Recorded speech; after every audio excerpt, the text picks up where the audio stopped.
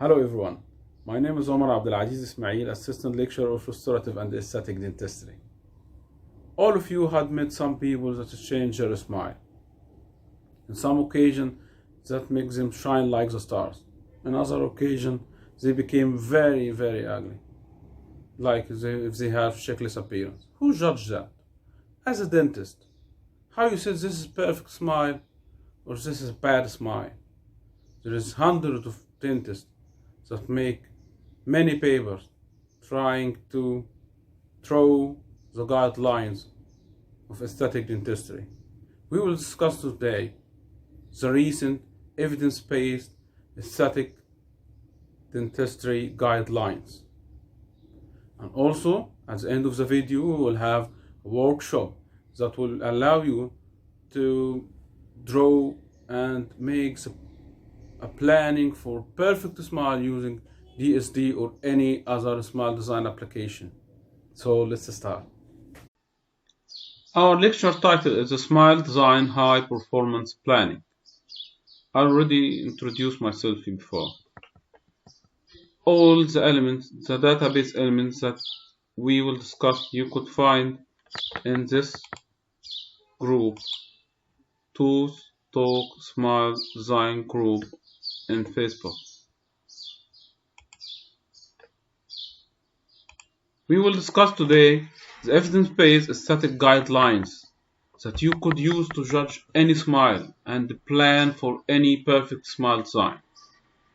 It's divided into the macro-facial element and the micro-aesthetic dental element. Among them, the shoe analysis, tooth-to-tooth proportion, or the traditional Colton proportion. And at the end of this video, which is very important, we will have a smile design PowerPoint workshop. Here in Egypt, many people criticize the smile of an actress called Regina. After all of that, we will use these guidelines to judge her smile. Okay, let's start. Beauty is in the eye of the beholder. What does that mean? It means that aesthetic dentistry or any aesthetic guideline is very, very qualitative measurement, different from someone to another. Like someone may find the beauty in the ancient monument, another one will find the beauty in the sea creatures. By the way, these photos I take by my mobile in Sharm el-Sheikh. They give you a cover, you put the mobile in it, became water resistant, and you take this beautiful photo. Or maybe you find the beauty in the canals, like in Europe, or the beautiful Nile here in Egypt. So how we make this qualitative measurement, which is very difficult to follow, and will always different from someone to another, to a quantitative measurement. This fundamental aesthetic standard can help us as clinicians to design and create beauty in quantitative and predictable manner.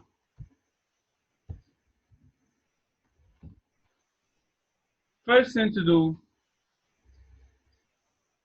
is to make a three-step analysis.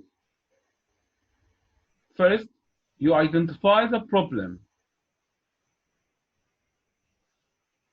Second, visualize the customized solution in 3 dimensions. And at the end, choose the appropriate technique to get there. Historically, the diagnostic approach has been led to the structure, then function, biology, and only then to consider aesthetic, which could easily result in a compromised aesthetic outcome and unhappy patient. What we are suggesting to consider aesthetic firstly, which is usually the patient's chief concern, and then studying the structure, function, and biology.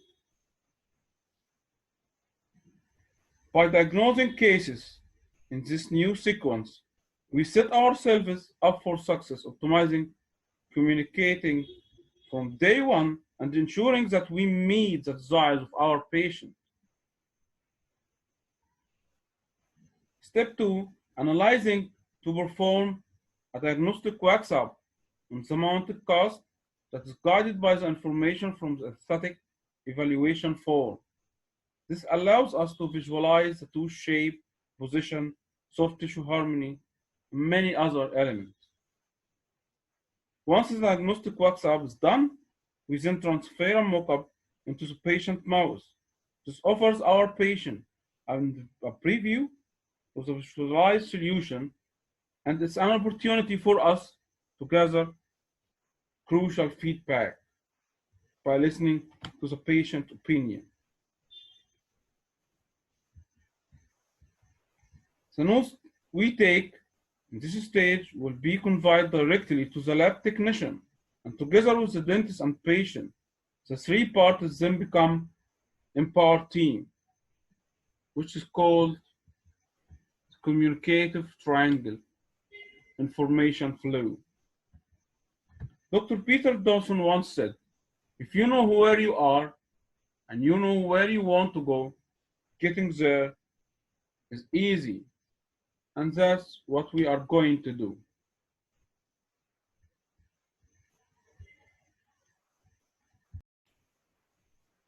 We begin with the open-ended question.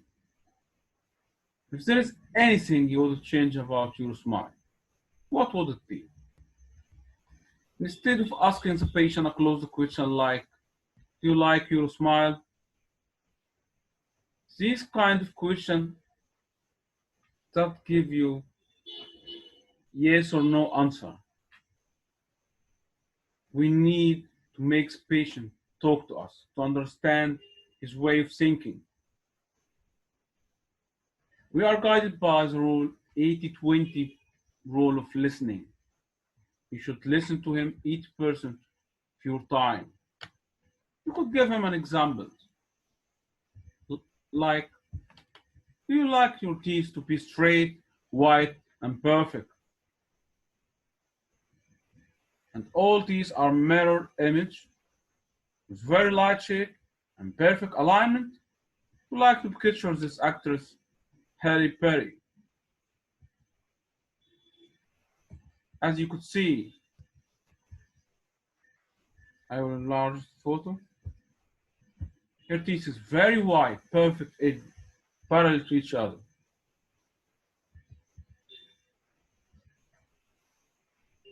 Other people prefer the clean, healthy, and natural category,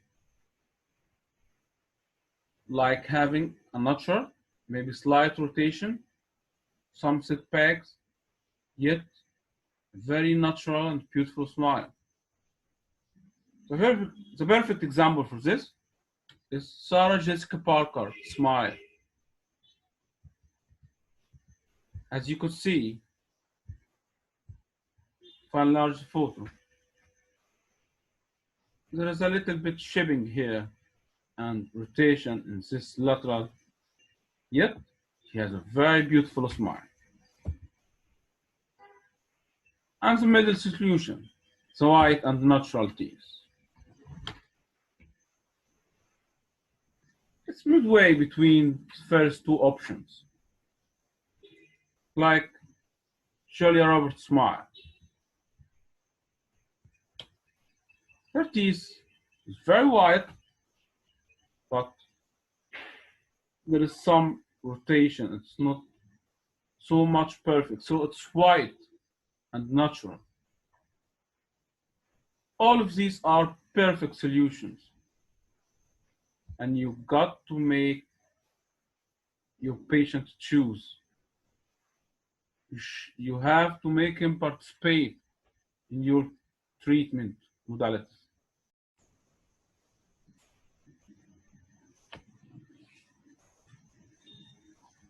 We'll start with the macrostatic elements. First one is the parallelism between the interpupillary line and the line corresponding to the occlusal plane, which is drawn between the cusp tip of the maxillary canines.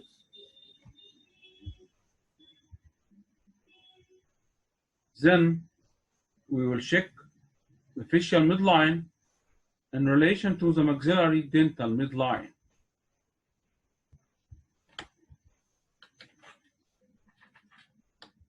As you could see, you could use PowerPoint, draw a line passing through the pupils of the patient. And in such photo, you couldn't make sure that this line is parallel to the occlusal plane. So the patient should smile in order to check the parallelism. Then you check the midline, facial midline, and dental midline.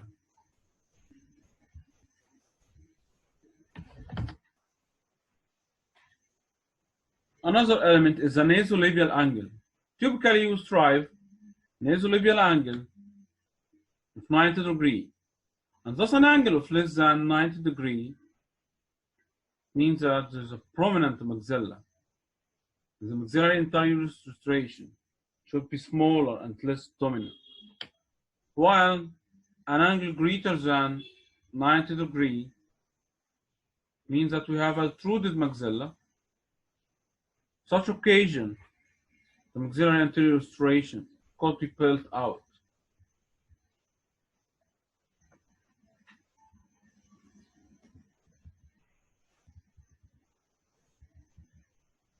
As you could see, the black line is the nasal line. And this is the labial line. We have here an acute angle.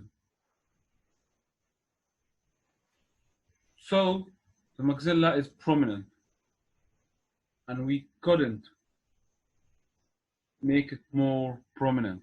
This will worsen the aesthetic profile. Another guideline is the Ricketts E-plane. It describes the imaginary line drawn from the tip of our patient nose to the chin. Ideally, the upper lip is 4 mm from the E-plane, and the lower lip is 2 mm away. If the upper lip is greater than 6 mm, that means that this patient have a concave profile. Otherwise, if the lips are on the plane, this means that this patient have a convex profile. To sum up, in nature, a maxillary central incisor can be anywhere from 10 to 11.5 long, and it's appropriate to design the maxillary central incisor toward the larger end of this range for the concave patient, and toward the smaller end of this range for those who are convex. As I just said, concave patient, if the patient lips away from the E-plane more than 6 mm. In the convex profile, patient's lips touch or pass the E-plane. As a rule of thumb, for the convex patient with a high smile line, the length of the maxillary central incisor should not exceed 10.5 mm. We are ready. Another patient. That is the E-plane. The lower lip is touching the E-plane. This is a convex patient. And also, the nasolabial show acute angle less than 90 degrees. That means the maxilla is prominent. Convex patient and profile and maxilla is prominent, you shouldn't exceed the length of the maxillary central incisor more than 10.5 millimeter.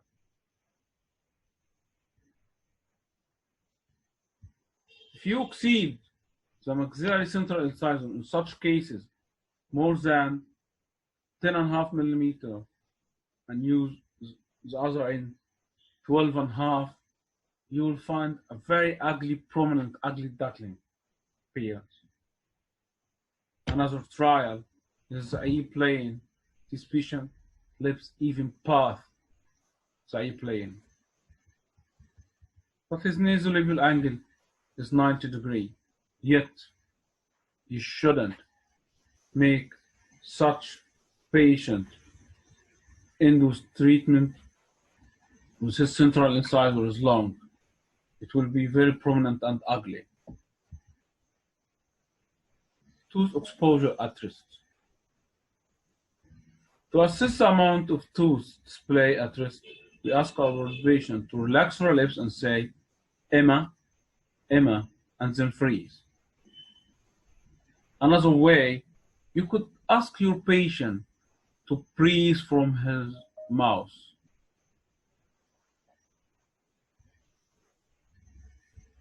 You tell your patient to relax and stop breathing from his nose and start to breathe from his mouth. You could detect now the tooth exposure at rest.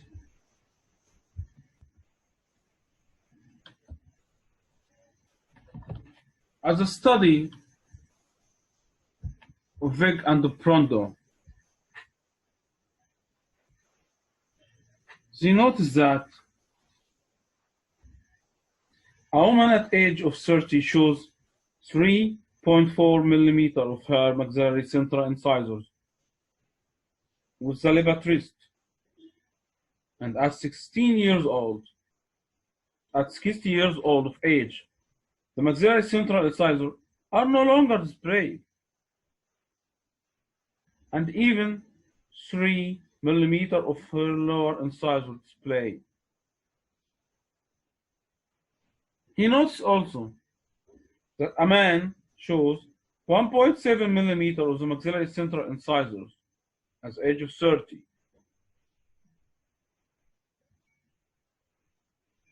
Will decrease the maxillary central incisor display at the age of 60, which is due to loss of muscle tone over time, gravity, and wear of the incisal edges. So for these patients, lengthening the maxillary central incisor will give them a more useful appearance. We are still in the macro aesthetic element. It's very critical, that one, the smile line, either average, high, or low. As you can see, this high midline, high smile line, this is average smile line, that's the low smile line.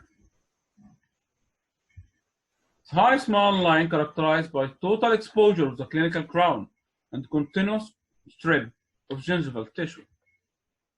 The medial smile characterized by 75% or total 100 exposure of the clinical crown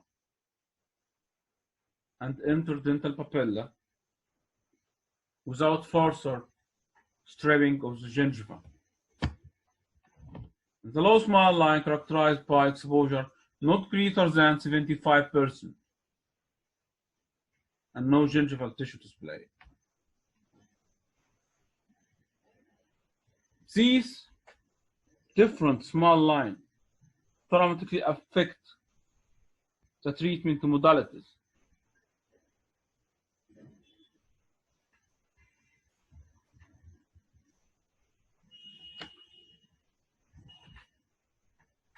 Another element is the incisal edge relationship with the lower lip.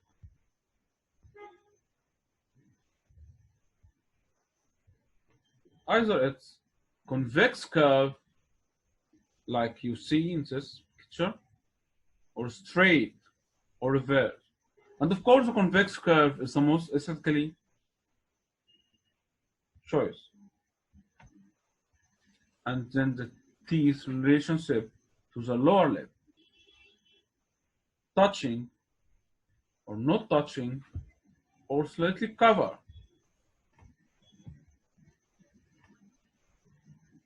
We should also notice how many teeth appear when the patient smiles. 6, 8, 10, or 12.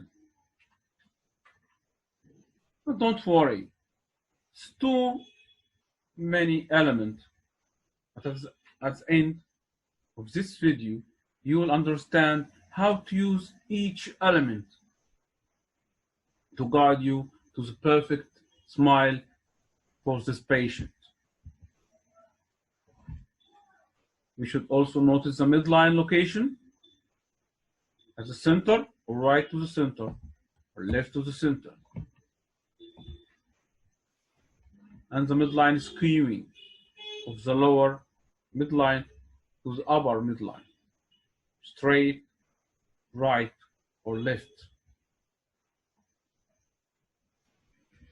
Last macrostatic element is the dentofacial analysis. I mean the buccal corridor. This yellow part. Is it wide, intermediate, or even narrow? The dentofacial analysis. Last one is the phonetics. It makes the patient say S, S, S to notice the lisping, which will guide you that there is a problem in the overjet and overbite of the patient. Or it will make the patient say F, F. When the patient say F, you look at its central incisor. F. Normally, his central incisor should touch the wet and dry line with the lower lip. If it's past the wet and dry line, that means that the patient have a prominent teeth. If it doesn't even touch the wet and dry line, that means that his maxillary incisor is retruded. And that is the end of the macroaesthetic element.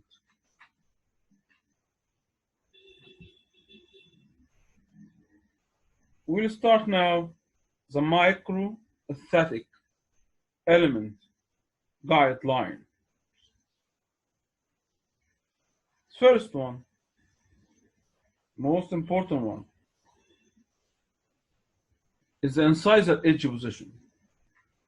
Ideally, the edges of maxillary central incisor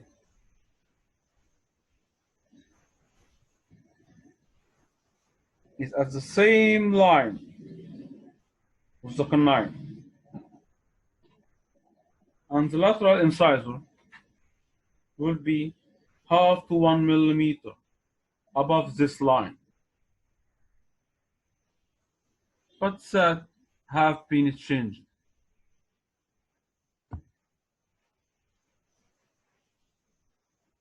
Many users prefer the new Smile Arc design.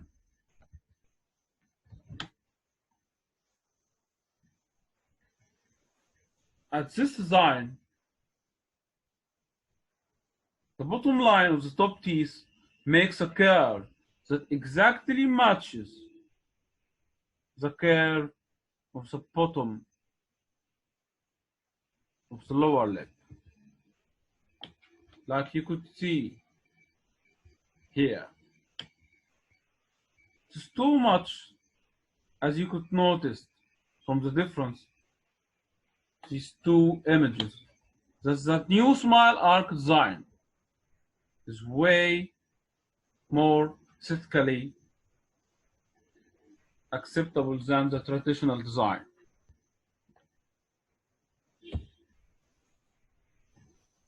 We could achieve that, as you could see from this spike,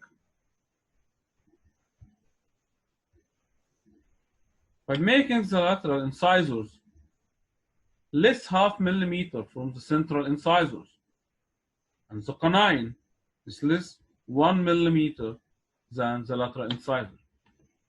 That will make this patient have an arc parallel to his lower lip.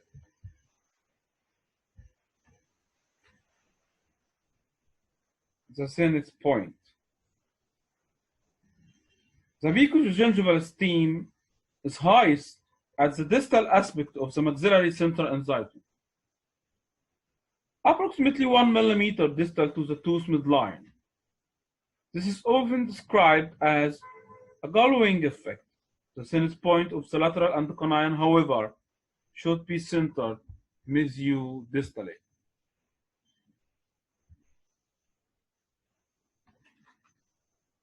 The ideal ratio between the length and the width of the maxillary incisor is the most critical element.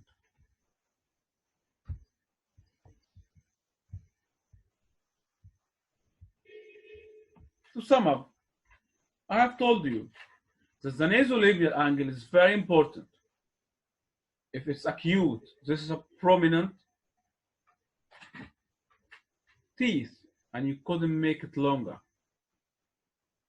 Also, we talk about the E-plane, and in case of convex patient, that means also that this patient have a prominent maxilla, and we prefer the short central incisor in this situation.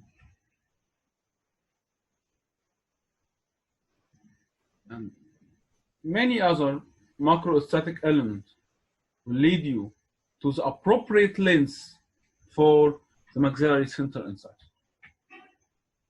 And from the length, we will get the perfect width. So if, for instance, this maxillary central incisor is 10 millimeter, or supposed to be 10 millimeter to give this patient the perfect smile, perfect ratio is that its width will be just 8 millimeter or 85. That's the ideal ratio. If the width is 77.5 millimeter, this will give this ugly long teeth appearance. On the other hand, if the length is 9 millimeter, for instance, this will give the patient a square short, which is also ugly appearance. So from the length that we get the perfect width. And from the width of the central,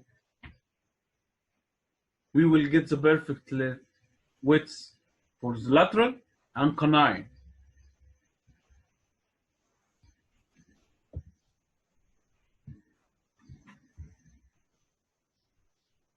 Another microaesthetic element is the soft tissue symmetry.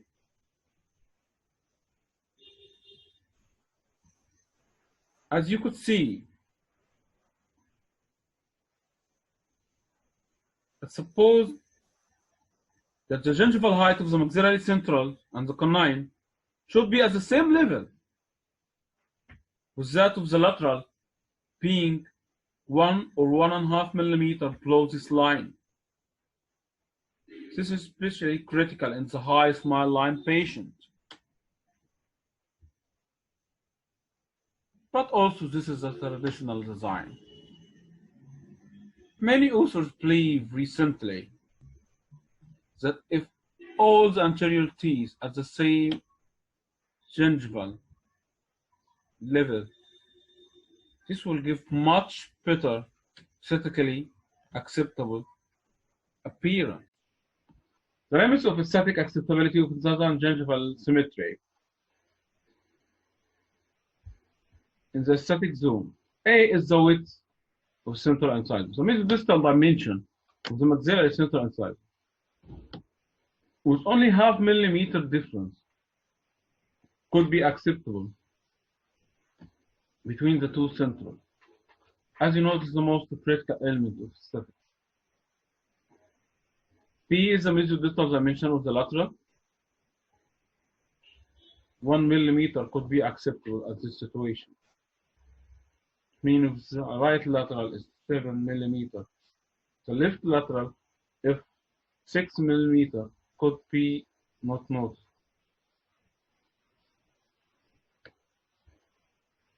C is the mesiodistal dimension of the canine. And D is the gingival level of central and canine. It said here that 2 millimeter difference is acceptable in the gingival level symmetry.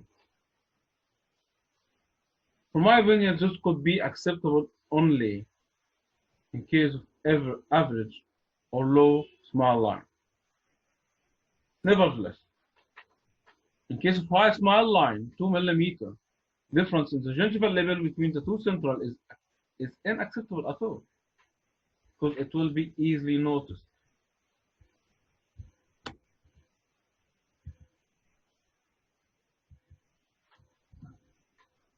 Now, we will discuss another element, the tooth-to-tooth proportion. The latest biometric study from Dr. Stephen Shaw shows that if the central incisor mesiodistal width is x, then the lateral should be measured x minus 2, and the canine should be measured x minus 1. You should notice that x1, x minus 1 is the mesiodistal canine dimension versus the traditional Colton proportion approach, which only according to the mesial half of the canine. The Shaw analysis is much more accurate than the Colton proportion. The axial inclination of the teeth. 6 anterior teeth have their root distally inclined, with the centrals being closest to upright, and the inclination increases as we move distally. This reflects the position of the underlying roots, as no two structures can occupy the same space.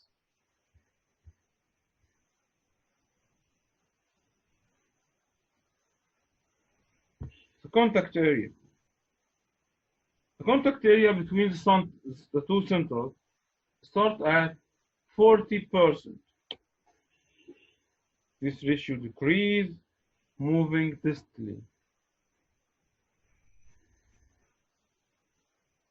And the contact between the central and the lateral is 30% of the central length. The same here.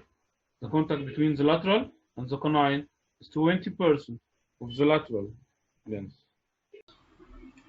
To sum up all this information, the macroaesthetic element is firstly the interpupillary line between the two pupils and the facial midline,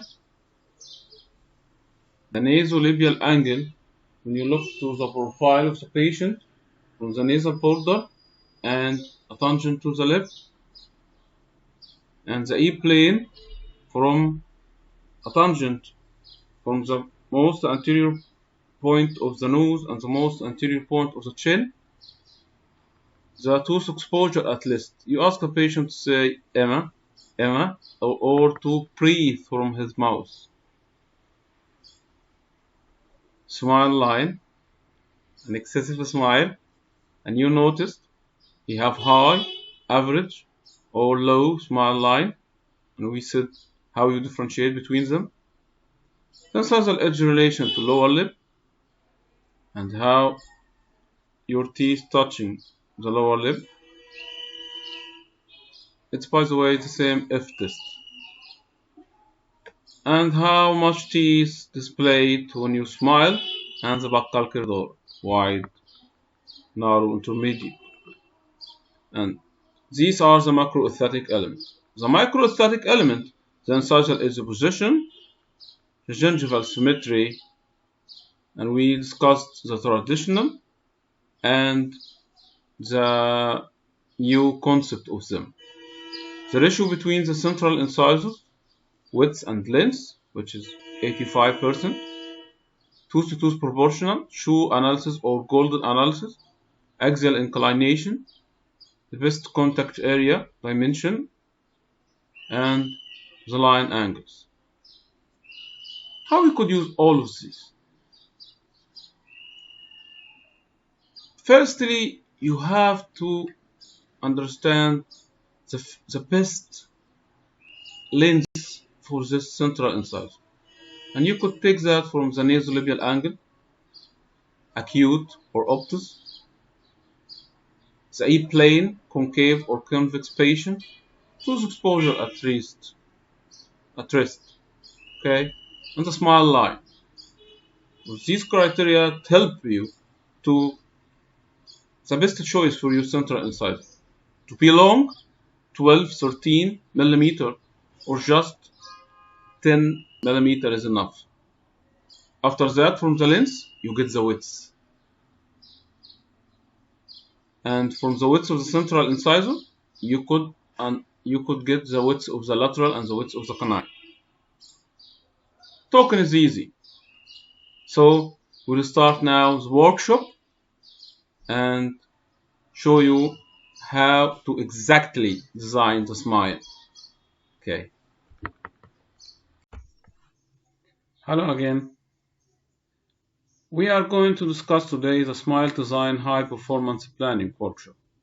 In this workshop, you will be able to design a perfect smile for any patient using the aesthetic guidelines as we just mentioned. Using these aesthetic guidelines and DSD templates, plus the manual ways that I will taught you, will allow you to show your patient the end result of your treatment plan. Also, you will be able to provide mock-ups for your technician to plan the treatment plan together. As we mentioned before, the informative triangle. You will be able also to judge any smile according to evidence-based industry. So let's start.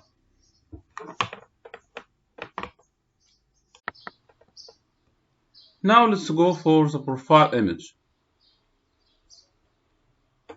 You choose insert, then shapes and line, and start to draw any line. You could control that line as you could see. Okay.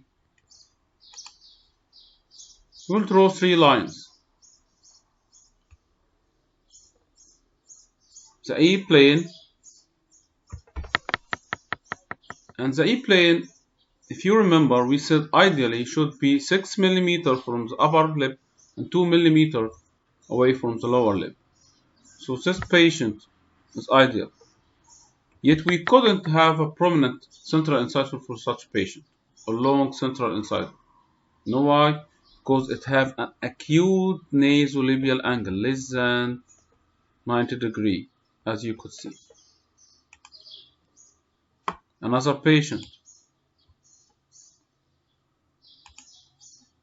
In this patient, the nasolabial angle is less than 90 degrees, plus the patient E-plane lower lip touches the E-plane. So this patient have a convex profile. You couldn't have a long and a prominent central incisor teeth for such patient. The last example is this patient. This patient have a 90 degree nasolabial angle. Yet His lips touches the E plane, so we couldn't have a prominent central incisor for such a patient. And by the way, the cephalometric analysis for that patient, show us that he has a retruded mandible and chin deficiency. And as you know, in such patient, you couldn't have a prominent incisor. It will worsen his case.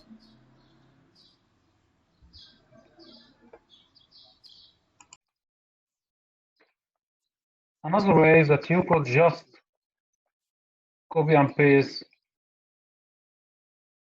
these elements from the DSD database element. You could take them as a whole group, like this. Control.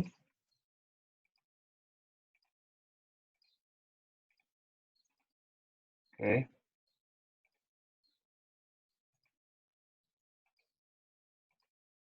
And then right click, choose group, and choose group again.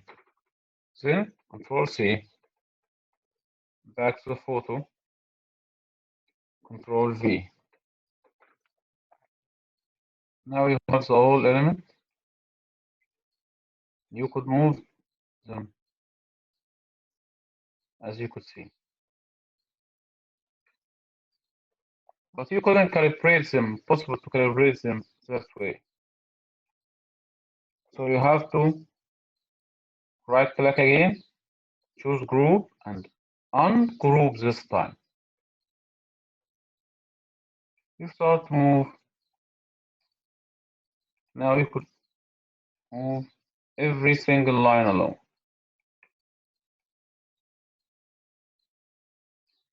This is the interpupillary line, the occlusal plane, and the midline.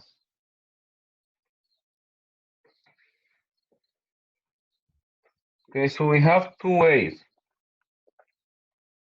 to insert shapes, lines, or to copy and paste them from the database element if you have them.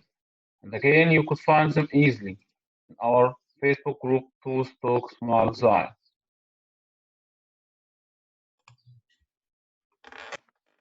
Now we'll start with the dental analysis.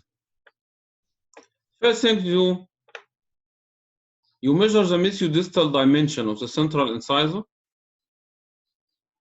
and their length in the mouth of the patient and record that data.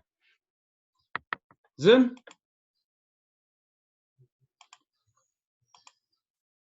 choose this ruler, Control C, Control V.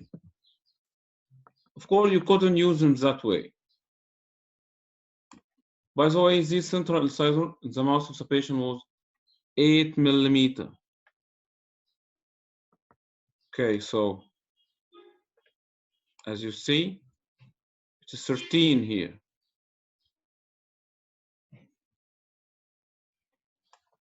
So we increase the length of the ruler until this central incisor width is 8 millimeter, like the patient's mouth. And to make sure that we calibrate this ruler right, you could also measure the length from the zenith point and the central incisor edge. It's 9.5, and the intubation mount is 9.5. So this ruler is calibrated. You understand how we calibrate the ruler now? You never take another ruler again. You just use the same ruler.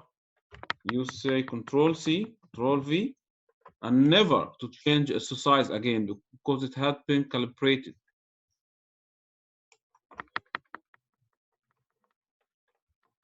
Okay, there is two ways to draw our smile. We will assume that after the analysis, that this patient shown us an ideal E-plane and an ideal nasolabial angle. So we will just increase the length of this tooth from 9.5 to 10.5.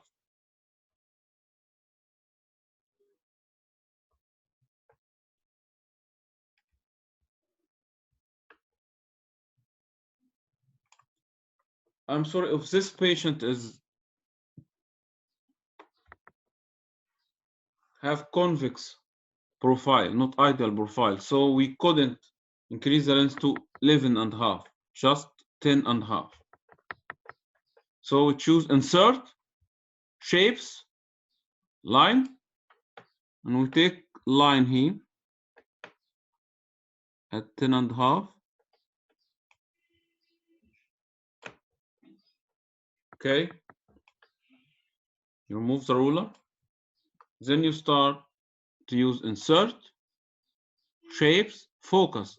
This time we'll choose insert shapes curve, not lines, curve. And this is supposed to be the thinnest point. It is, as we said, 1 millimeter distal to the tooth mesiodistal dimension. So this is the middle mesiodistal dimension, and this is 1 millimeter distally, and that is the length 10.5. Okay.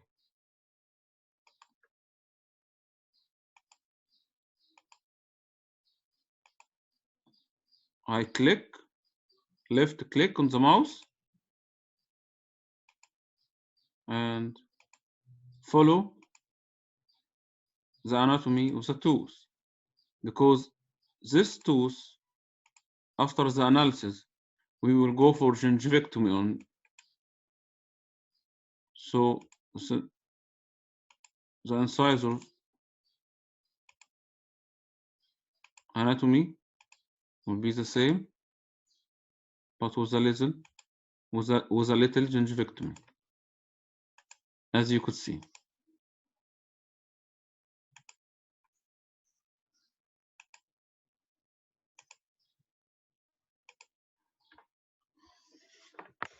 Now we finished. Mark it. I don't like that point, that side of the tooth. We could right-click the tooth and choose Edit Point. By this point, I could edit and move the points again. So another order we take today, right-click, Edit Points. Okay, perfect.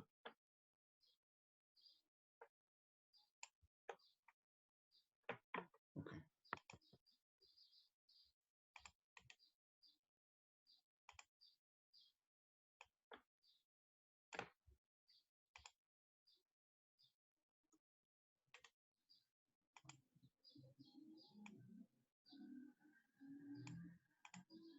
Then we will go for outline, right click, choose outline, and choose, or sorry, fill. First fill, no fill. Okay, we will go for no fill at first.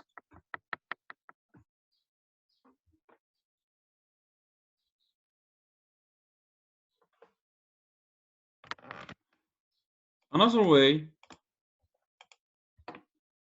is to go for the DSD database element and choose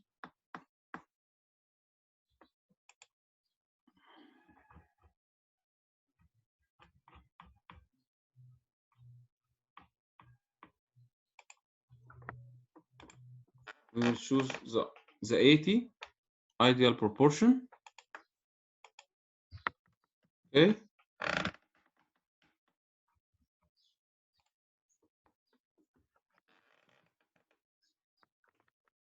You move, if you enlarge this rectangular, it will take any shape and you will lose the benefits of it. So Control Z, you should focus, you should press Control and Shift, Control and Shift before any change in the size of it. By that way, it will enlarge, but keeping the proportion, the 80 proportion. So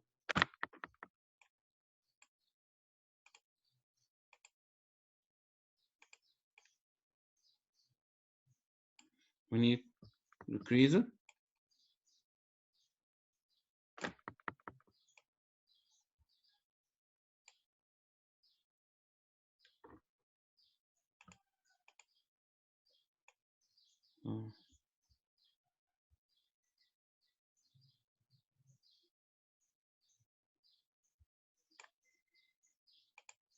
Again.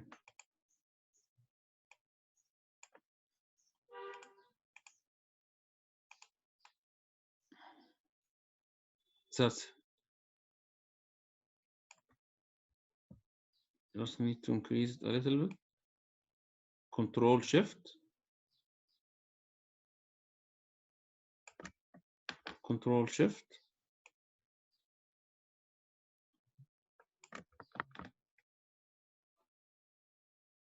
Here it is.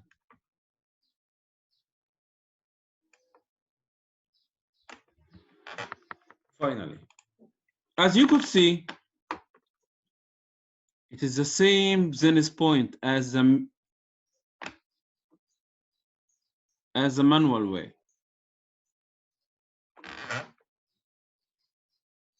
Then I'll go for the database element again and choose the tooth, which is here the right central incisor. And again, you should press Control Shift. If I don't press Control Shift, it will take any shape, so no use of it. Control Z, Control Shift. Oh, sorry.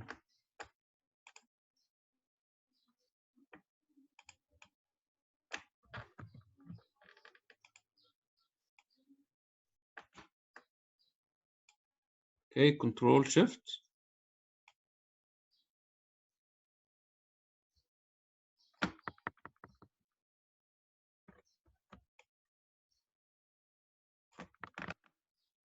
Okay. And then move it with the center.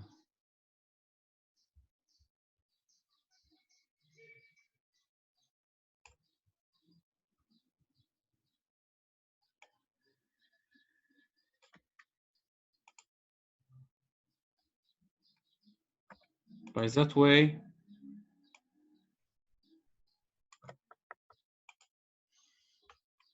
this border should be with this rectangle, unless the ratio is not 80%. But 85 is also acceptable. Okay, then we delete the triangle.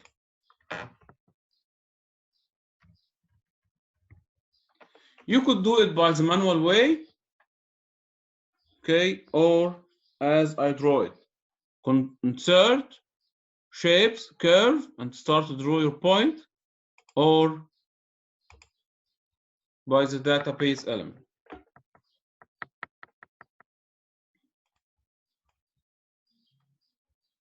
Okay. If you want to check the smile arc, if you remember, you will find it in the database element here, as you could see.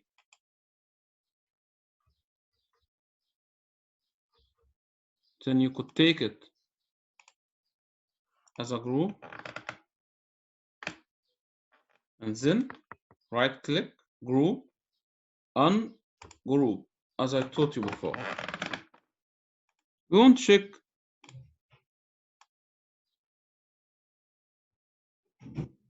just the smile R. Control Shift. This line, as I said, should be parallel to the lower border.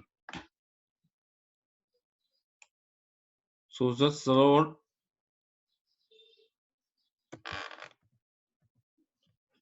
Should be parallel to the border of lower lip, sorry.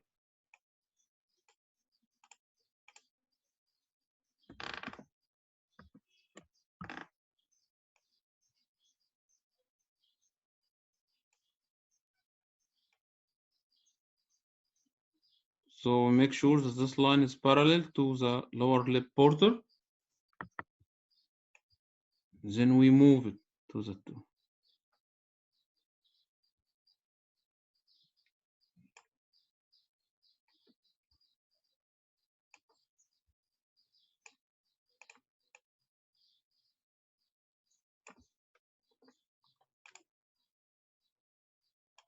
The other side, same thing. We calibrate it to be parallel to the lower lip border.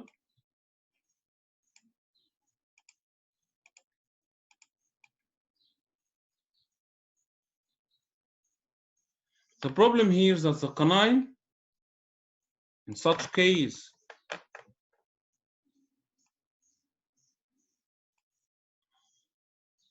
has to be intruded at least 3 millimeters. You could do it by reduction to cusp tip and make a gingivectomy here, or by orthodontic treatment. Now we know how we calibrate and design the smile extraorally and intraorally. Let's fill these teeth to take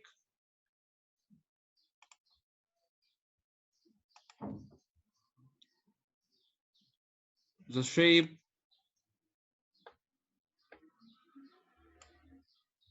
of the proposed smile.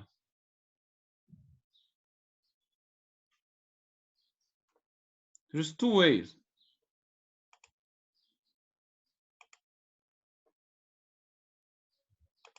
Either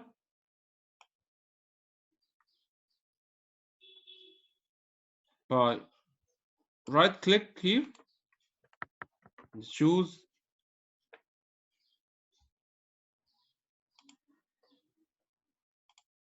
right click, choose fill,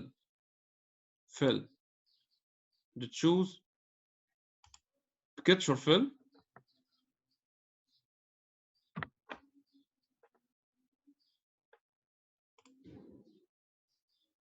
I have some templates here called A2, A1, A3. Then insert, give it the shape of the teeth. Then another way, right click, and you should remove the outline now. No outline. Okay. Also, by picture format,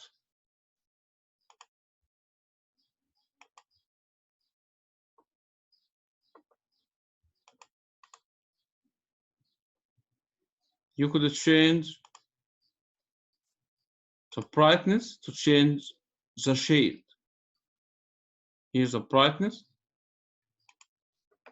If you make it 25, it will increase it. So it's too wide, you could decrease it.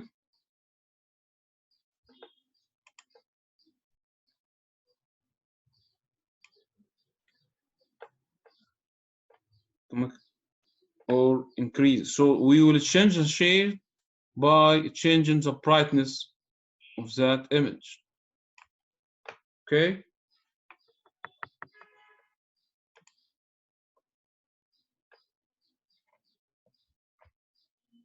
Another way If you are using the DSD templates, you choose the same tools template.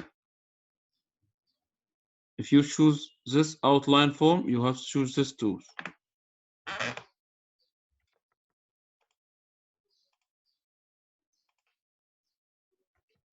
Then, as I said before, you should use Control Shift. Otherwise, you will distort the shape of it. Okay? Control Shift before changing the size. And move it until it follows your design exactly.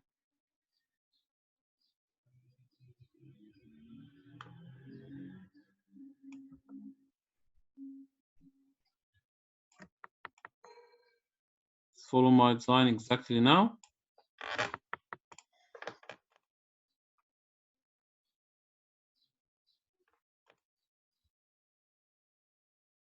Then you choose the outline again. Outline, no, outline. And you do this for all other teeth.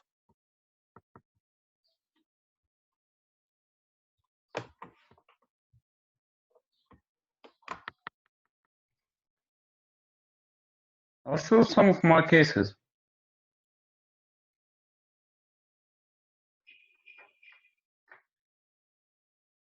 As you can see, the planning of that smile shows that this patient needs gingivectomy. The pose and the leather. This year, many years ago. That's why it doesn't follow the smile arc. It's a traditional way.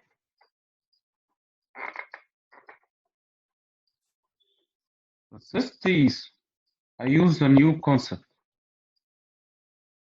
And this you could see a better smile.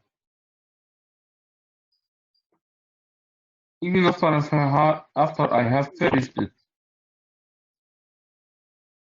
And if you remember the static guidelines, they said that 1 millimeter or 2 millimeter difference in the gingival could be accepted, especially the case follows the smile arc and the proportions between the width and length are ideal, but I couldn't accept it. So I changed it, as you could see, a perfect smile.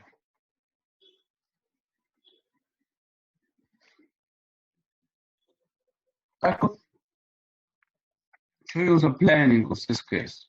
I didn't finish this case yet, but I planned for it.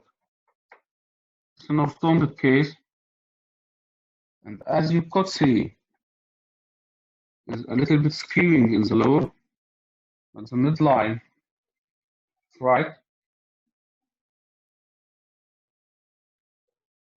After I have measured these teeth, I find that it's 8 millimeter and the length is 8 millimeter.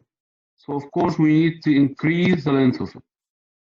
But this patient has a convex profile, so we couldn't increase it to 12 and a half. It will be just to 11, and it will be just for 10 and a half. And that is the photo that I will show the patient next visit. I think she will be very happy.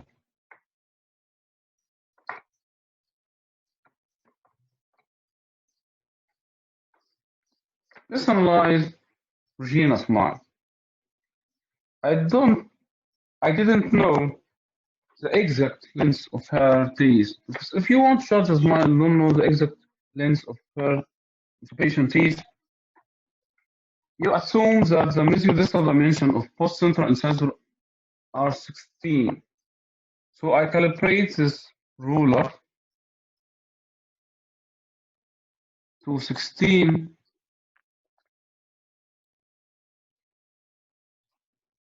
and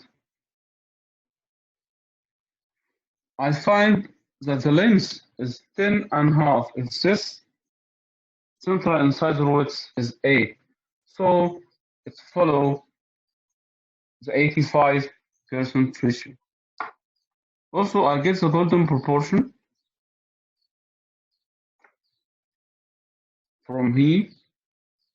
I check the golden proportion, I take it, copy, and paste.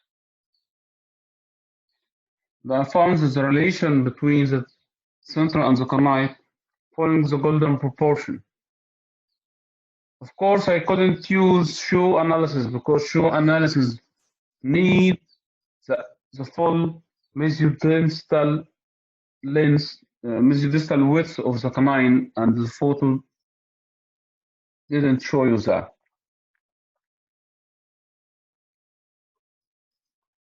Also, it follows the lower lip border, so we couldn't say that this is an ugly smile. So where's the problem? I think the problem because in this character, makeup destroy her look. It's the same teeth, by the way, but here's perfect. So it's not only the dentist job and her dentist. We all are harsh against the dentist. He done tremendous work. Follow all the guidelines. But that's a problem with all smile. You couldn't make a poor character homeless with a solid smile. An actor should take that in consideration. You will find all these DSD elements at this group 2 Stock Smile Design group on Facebook. At the end of this session, Smile Design High Performance Planning Workshop, I'd like to thank Tariq Umran. He helped me a lot in this interactive sessions and how to plan for them. He taught me that the secret of success is to have no secret at all. He could help you too. They host these interactive sessions through Instagram page, post Torco. Watch for their bio, and you too could be a part of these sessions.